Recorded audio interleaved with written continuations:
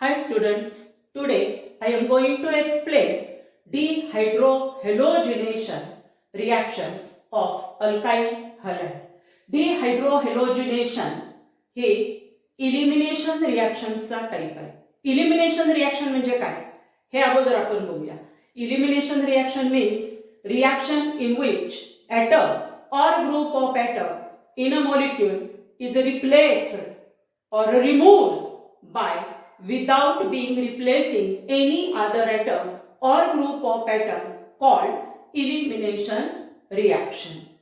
Elimination reactions are dehydrohalogenation of alkyl halide and dehydration of alcohol. Dehydrohalogenation of alkyl halide मध्ये काय होतं तर alkyl halide मधल्या adjacent carbon ॲटमचा hydrogen आणि halogen म्हणजे HX eliminated and therefore it is called elimination reaction.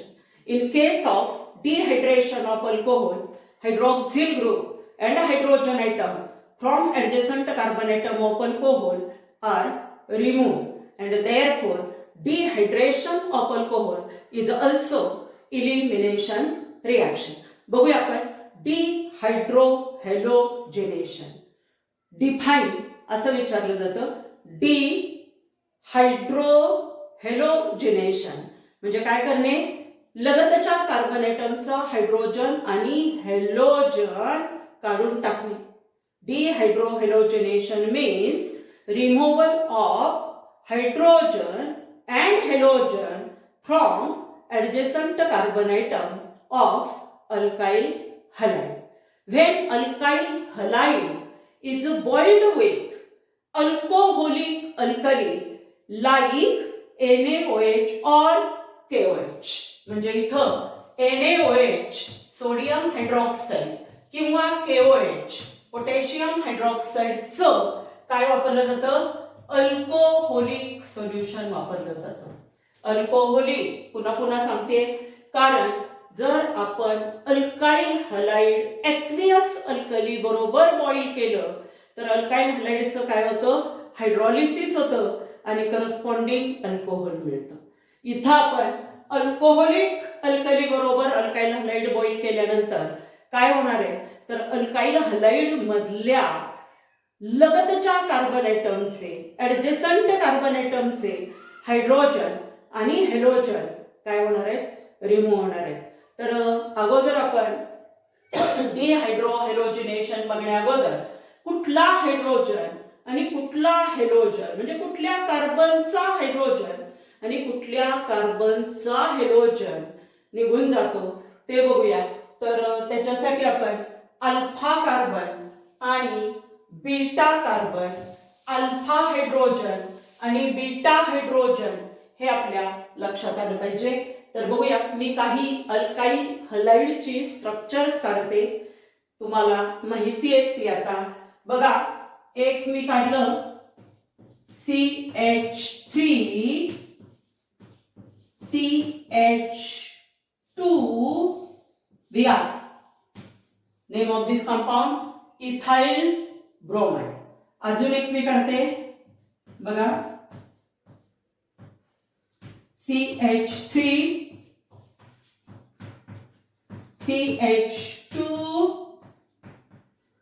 CH2Br N propyl bromide और 1 bromo propane. अजून एक काढते बघा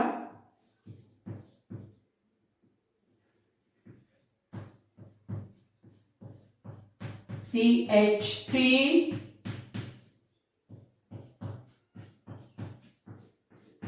CHBr CH3 हे काय आहे सेकंडरी प्रोपाइल ब्रोमाइड किंवा आयसो प्रोपाइल ब्रोमाइड किंवा 2 ब्रोमो प्रोपेन. अजून ही एक मी स्ट्रक्चर काढते बघा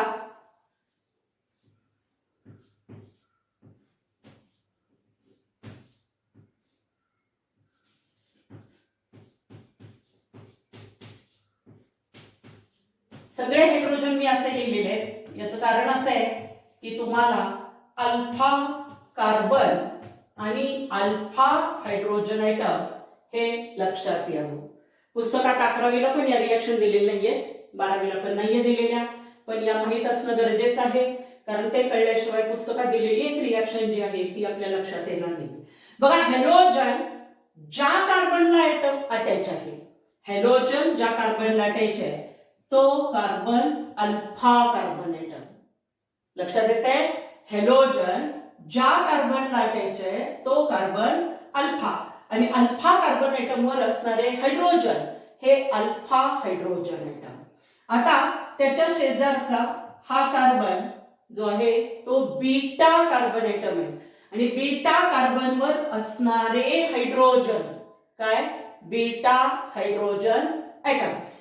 आता इथाइल ब्रोमाइड मध्ये हा कार्बन बीटा आहे, आणि बीटा हायड्रोजन किती आहेत, 3 बीटा हायड्रोजन ऍटम आहेत. बरोबर.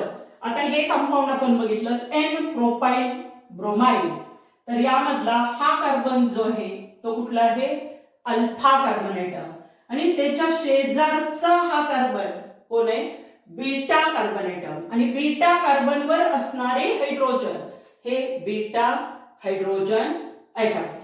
आता हे कंपाऊंड बघा, हा कार्बन आयसोप्रोपाइल ब्रोमाइड मध्ये कसा आहे, अल्फा कार्बन ऍटम आहे, आणि अल्फा कार्बनच्या शेजारचा म्हणजे हा बीटा कार्बन आहे, आणि हा सुद्धा अल्फा कार्बनच्या शेजारचा कोण आहे, बीटा कार्बन आहे.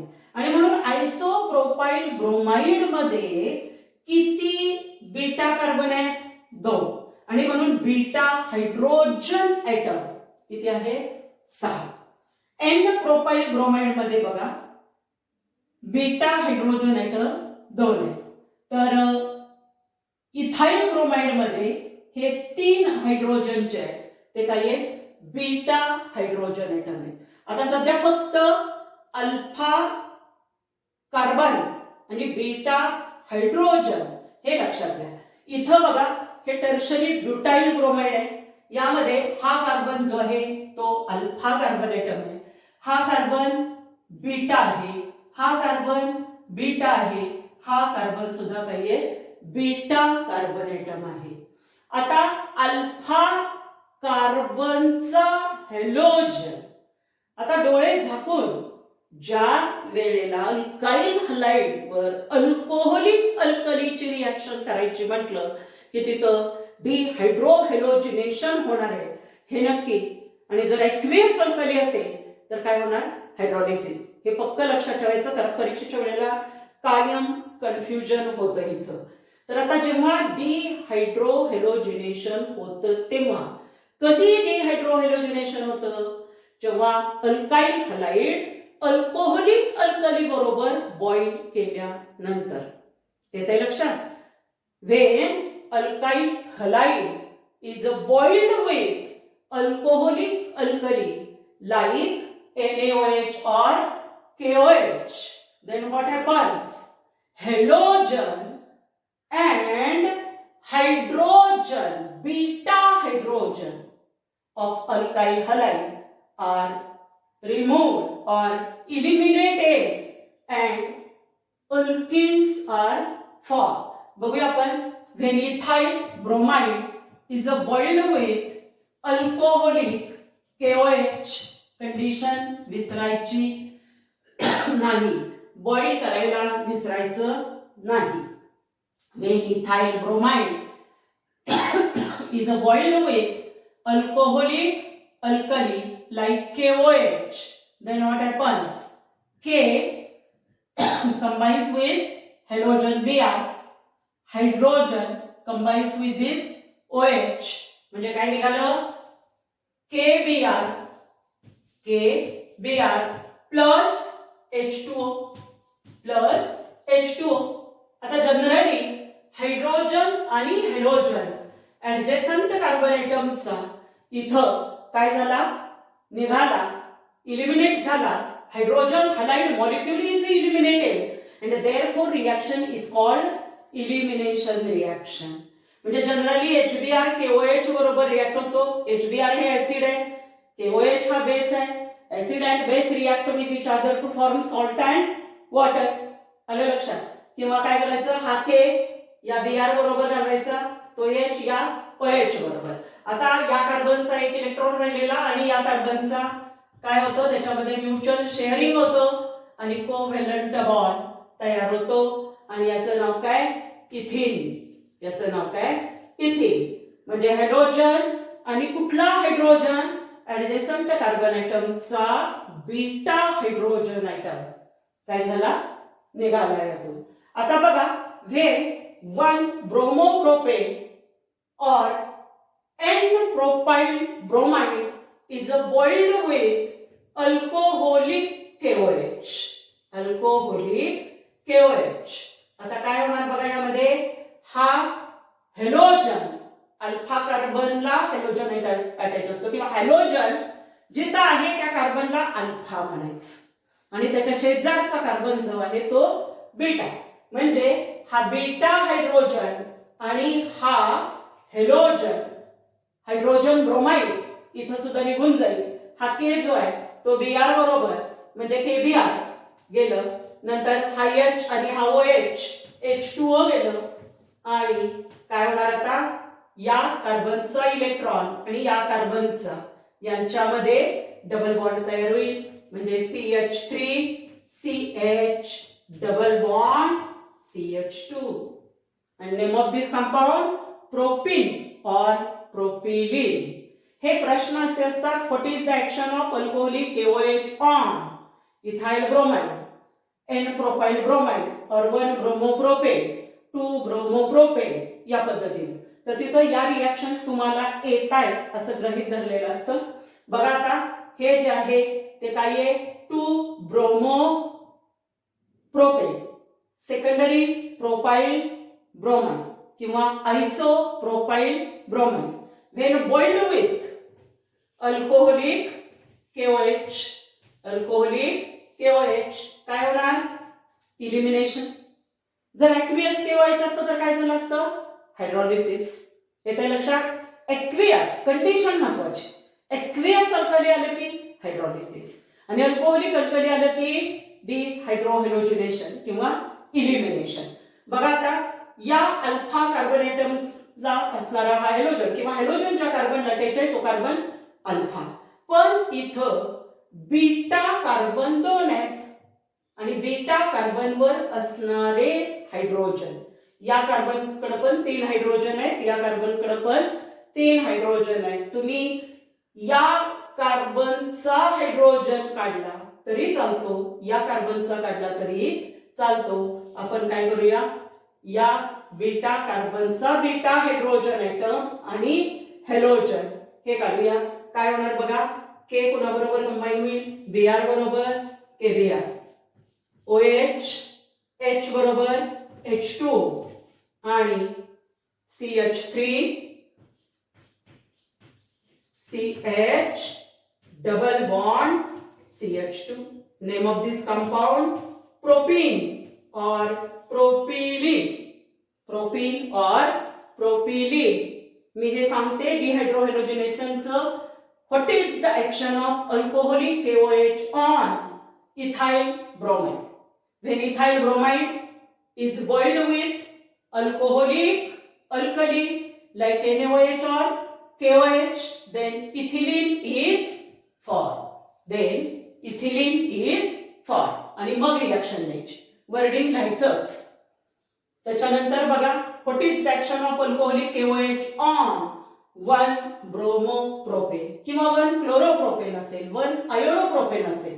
When N-propyl bromide or 1-bromopropane is boiled with alcoholic KOH, then propylene is formed or propene is formed. IUPAC. आता बघा, what happens when isopropyl bromide is boiled with alcoholic KOH. काय होणार, halogen and hydrogen, beta hydrogen from adjacent carbon atom are removed and propylene is formed. कळलं reaction या. आता तिसरी reaction आपण बघूया, action of alcoholic KOH on tertiary butyl bromide. Action of alcoholic KOH on tertiary butyl bromide.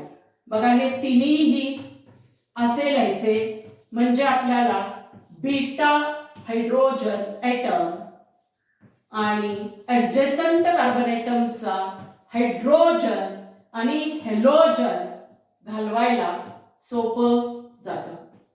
Bonding मात्र करेक्टच पाहिजे. Carbon carbon लाच जोडला पाहिजे. म्हणजे चुकूनही असं नाही लिहायचं काय 0 मार्क मिळतात. कार्बन हा कार्बनलाच जोडला गेला पाहिजे हे लक्षात घ्या. आणि म्हणून मी असं लिहिते Wien boiled with alcoholic KOH. Boiled with alcoholic KOH. बघा हा कार्बन की ज्याला हॅलोजन अटॅच आहे तो काय आहे अल्फा कार्बन ॲटम आहे. आणि हा कुठला आहे बीटा कार्बन. हा बीटा आणि हा सुद्धा बीटा. आता इथं तुम्ही हॅलोजन आणि कुठल्याही बीटा कार्बनचा बीटा हायड्रोजन ॲटम म्हणजे बीटा कार्बनवर असणारे हायड्रोजन बीटा हायड्रोजन ॲटम हे रिमूव्ह करू शकता. बघा हे जर 2 रिमूव्ह केले तर इथं डबल बॉन्ड क्रिएट होईल. हे 2 केले तर इथं होईल. त्याच्यानंतर हा आणि हा केला तर इथं डबल बॉन्ड क्रिएट होईल. नावात काय बदल होत नाही. पण कुठलं अल्कीन तयार होते ते बघूया आपण. बघा मी हा हायड्रोजन आणि हा हॅलोजन हे काढते. Br K बरोबर KBr प्लस OH आणि H H2O. आता बघा CH3 correct. CH3 double bond CH2 and name of this compound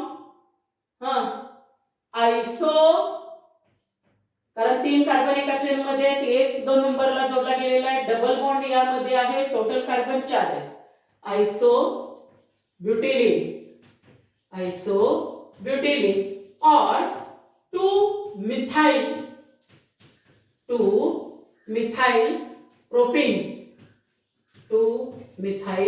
propene. लक्षात आलं. व्हेन टर्शरी अल्काइल हलाइड और tertiary butyl bromide is boiled with alcoholic KOH, then isobutylene is formed. बघा परत एकदा. Reaction in which atom or group of atom from adjacent carbon atom are removed without being replacing any other atom or group of atom in a molecule called elimination reaction. Dehydrohalogenation means removal of molecule of hydrogen and halogen from adjacent carbon atom of alkyl halide to form unsaturated hydrocarbon alkene. In this reaction, hydrogen halide molecule is eliminated and therefore it is a elimination reaction. When alkyl halide is boiled with alcoholic alkali like NaOH, KOH च्या ऐवजी NaOH पण घेतलं तर चालतं. Alcoholic alkali like NaOH or KOH, then halogen and hydrogen from beta carbon atom or beta hydrogen of adjacent carbon atom are removed and alkene is formed. बघा पुन्हा एकदा. When alkyl halide is boiled with alcoholic alkali like NaOH or KOH, then halogen and beta hydrogen of adjacent carbon atom are removed and unsaturated hydrocarbon alkene formed. Here beta hydrogen atom is eliminated and therefore reaction is known as beta elimination reaction. या रिॲक्शनला beta elimination reaction असंही म्हणतात. आता पुस्तकात दिलेली आपल्या जी reaction आहे, when alkyl halide is boiled with alcoholic alkali like KOH और NaOH, तीही रिॲक्शन आपण घेऊया. बघा बेस, त्याच्याकडे 2 इलेक्ट्रॉन आहेत, बेस प्लस अल्काइल हलाइड हा हॅलोजन आहे आणि हे यातला हा हायड्रोजन म्हणजे हा कार्बन हा अल्फा कार्बन एटम, अल्फा कार्बनला हॅलोजन अटॅच आहे आणि हा जो आहे तो बीटा कार्बन आणि हा जो आहे तो बीटा हायड्रोजन एटम. कारण हे फक्त सांगितलं असतं तर लवकर लक्षात आलं नसतं, म्हणून मी ती सगळी एक्झाम्पल्स घेतली. आता बघा काय होते, बीटा हायड्रोजन यामधला इलिमिनेट होतो अल्कोहोलिक KOH बरोबर ट्रीट केल्यानंतर आणि हॅलोजन पण जातोय आणि ही reaction BH plus X minus आणि BH प्लस X मायनस आणि product alkyl carbon carbon double bond अशी दिली गेलेली आहे. परीक्षेत जर इलिमिनेशन रिॲक्शन विचारलं गेलं किंवा dehydrohalogenation reaction of alkyl halide, तर dehydrohalogenation means removal of hydrogen and halogen from adjacent carbon atom of alkyl halide to form unsaturated hydrocarbon alkene. नंतर काय लिहायचं, when alkyl halide is boiled with alcoholic alkali like NaOH or KOH, then halogen and beta hydrogen of adjacent carbon atom are removed and unsaturated hydrocarbon alkene is formed. In this reaction, hydrogen halide molecule is eliminated and therefore or removed and therefore it is called as dehydrohalogenation. आणि नंतर ही reaction लिहायचीच तुम्ही, कारण काय आहे दुसरं particular example जर what is the action of म्हणून आलं किंवा identify ABC in a following series of reaction असा प्रश्न आला किंवा what is the action of following on ethyl bromide, एक दिले एक्वियस KOH आणि दुसरी कंडिशन आहे अल्कोहोलिक KOH, तर त्यावेळेला तुम्हाला ते लक्षात यावं की एक्वियस KOH घेतलं तर इथाइल अल्कोहोल तयार होईल, पण अल्कोहोलिक KOH घेतलं तर काय तयार होईल, इथिलीन तयार होईल. आल्या लक्षात सगळं. आता बघा पुढचा जो पॉइंट आहे, जर सेकंडरी अल्काइल हलाइड घेतलं म्हणजे if there are 2 or more non equivalent beta hydrogen atoms in a halide, then gives mixture of products, for example बघूया आपण, व्हेन सेकंडरी ब्युटाइल ब्रोमाइड अतिशय महत्वाचा पॉइंट आहे हा. सेकंडरी ब्युटाइल ब्रोमाइड बघा CH3, मुद्दाम मी असंच लिहिते CH3 CH2 बरोबर, CHBr आणि CH3 काय, सेकंडरी ब्युटाइल ब्रोमाइड,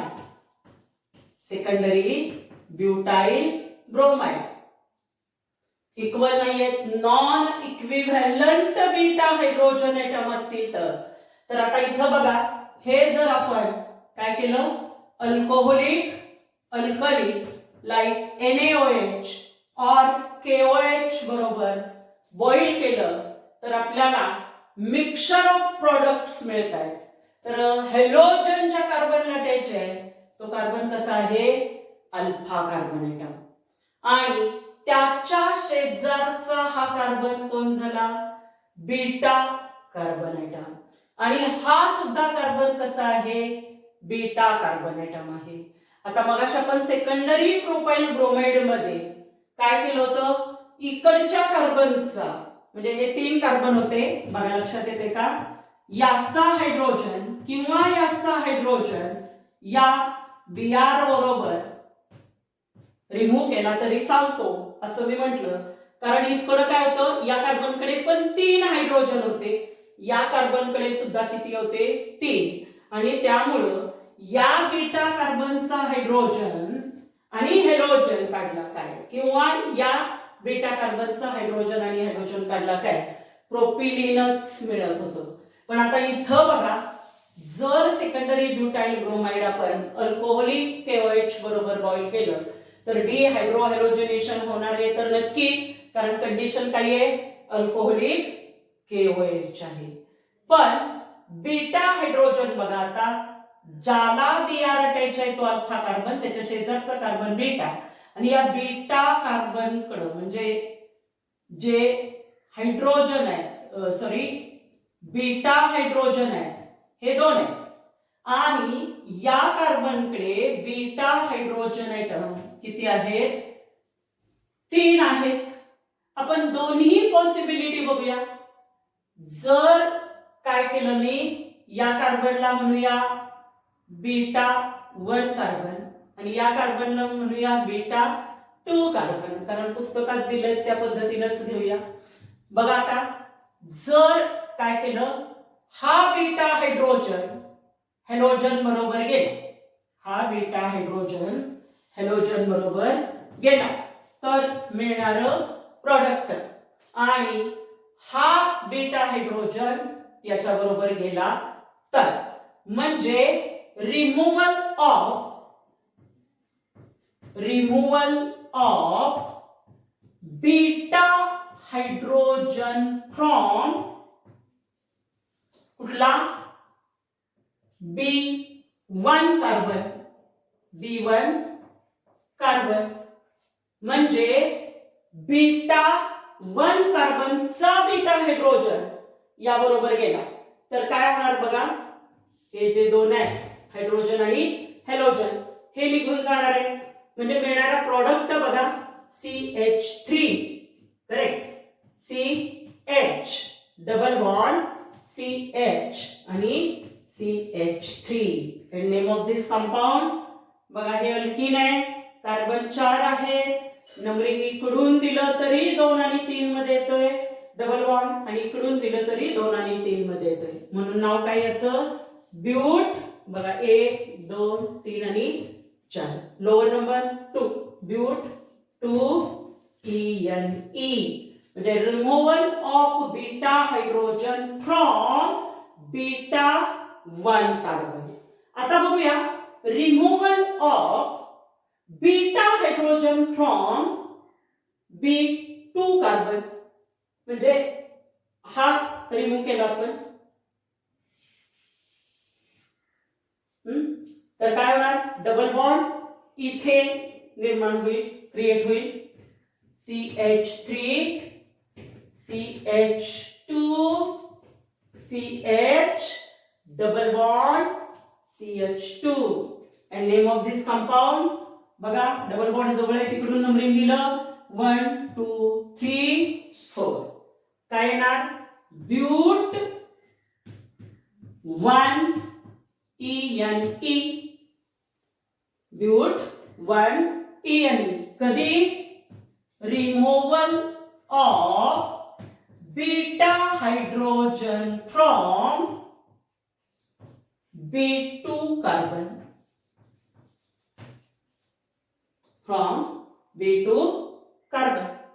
लक्षात येते, when secondary butyl bromide is boiled with alcoholic alkali like NaOH or KOH, then gives mixture of but 1ENE and but 2ENE.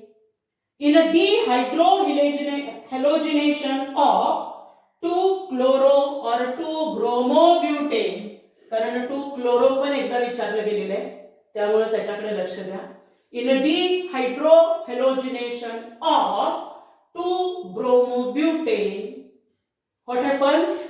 The major product form is 2-butene and it is accordance with Saint-Zipf's rule. It is accordance with Saint-Zipf's rule. According to Saint-Zipf's rule. Saint-Zipf's rule दोन वेळा येईल आपल्याला. Secondary butyl अल्कोहोलचं dehydration होतं तेव्हा सुद्धा तिथं mixture of दोन product मिळतील, 1-ब्युटीन आणि 2-ब्युटीन. तर major product form is two butene according to Saytzeff's rule. आणि इथं सुद्धा सेकंडरी ब्युटाइल ब्रोमाइड किंवा 2-क्लोरोब्युटेन हाही प्रश्न विचारला गेलाय म्हणून मी त्याचा उल्लेख केला. अल्कोहोलिक KOH बरोबर बॉईल केलं तर two butene formed as a major product according to MCQ साठी दिलेलं होतं तर अकॉर्डिंग टू सॅटझिप्स रूल. किंवा secondary butyl chloride when boiled with alcoholic KOH then gives आणि खाली पर्याय दिलेले असतात 1-ब्युटीन, 2-ब्युटीन, नंतर 2-मिथिल प्रोपीन आणखी काही. तर हे लक्षात आलं पाहिजे. हा रूल दोन वेळा आपल्याला वापरावा लागतोय. सेकंडरी ब्युटाइल क्लोराइड साठी पण वापरायचंय, सेकंडरी ब्युटाइल ब्रोमाइडचं एक्झाम्पल आपल्याला दिलं गेलेलं आहे म्हणून, आणि MCQ साठी सुद्धा, आणि दुसरी गोष्ट अल्कोहोल मध्ये सुद्धा. आता सॅटझिप्स रूलचं स्टेटमेंट काय आहे बघा, आठवते का? 11वीत आपण घेतलेलं आहे. In a dehydrohalogenation the preferred product is the alkene that has the greater number of alkyl groups attached to doubly bonded carbon atom. म्हणजे जर सेकंडरी अल्काइल हलाइडचं आपण काय केलं, डिहायड्रोहॅलोजिनेशन केलं. त्या सेकंडरी अल्काइल मध्ये पण कुठल्या, तर जो हॅलोजन अल्फा कार्बन अटॅच आहे त्याच्या शेजारी असणाऱ्या बीटा कार्बनकडे हायड्रोजनची संख्या अनइक्वल असेल तर मेजर प्रॉडक्ट कुठला तयार होतो, तर डबली बॉन्डेड कार्बन कडं कोण आलं पाहिजे, अल्काइल ग्रुप आला पाहिजे, किंवा greater number of alkyl groups attached to doubly bonded carbon atoms. मग आता इकडं बघितलं आपण काय, तर जर या कार्बनचा म्हणजे जास्त हायड्रोजन आहे त्याच्याकडचा बीटा हायड्रोजन आणि हॅलोजन काढला तर ब्यूट 1 मिळते. आणि या डबली बॉन्डेड कार्बन कडे इकडं फक्त अल्काइल ग्रुप आहे, इकडं आहे का, नाही. आणि इथं बघा हा डबली बॉन्डेड कार्बन जो आहे त्याच्या इकडं पण मिथाइल ग्रुप आहे, इकडं पण मिथाइल ग्रुप आहे. पण कधी असं मिळेल जर काय B1 कार्बनचा बीटा हायड्रोजन आयटम हॅलोजन बरोबर गेला तर. किंवा मार्कोनिकोव रूल जे सांगतोय ना त्याप्रमाणेही आपण लक्षात ठेवू शकतोय बघा. व्हेन सेकंडरी ब्युटाइल हलाइड, हे पुस्तकातलं नाहीये, फक्त तुमच्या लक्षात राहावं, कारण डबली बॉन्डेड हे लक्षात ठेवण्यापेक्षा हे खूप सोपं आहे. Halogen and hydrogen from that carbon item is removed which contains less number of hydrogen item. Generally म्हणजे काय आहे, या कार्बनकडे 2 हायड्रोजन आहेत आणि या कार्बनकडे 3 हायड्रोजन आयटम आहेत.